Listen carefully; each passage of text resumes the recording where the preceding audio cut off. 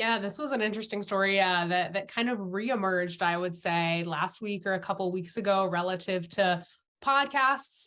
Bloomberg's Ashley Carman did this big look at how some major podcast networks are essentially paying for in-game advertisements. So if you're playing a game like Subway Surfers as the big example, you might see an ad for a podcast and the podcast would start downloading, or maybe you hear some of it.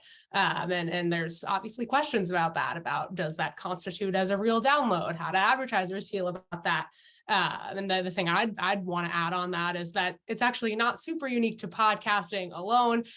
Digital news publishers do this. My colleague Ryan wrote about it in August, about how companies like Vanity Fair and the LA Times are also working with apps like Subway Surfers and doing what's called rewarded inventory, basically, where people play these games, and in order for them to get extra lives or points or something like that, they would have to read a certain amount of an article from these publishers.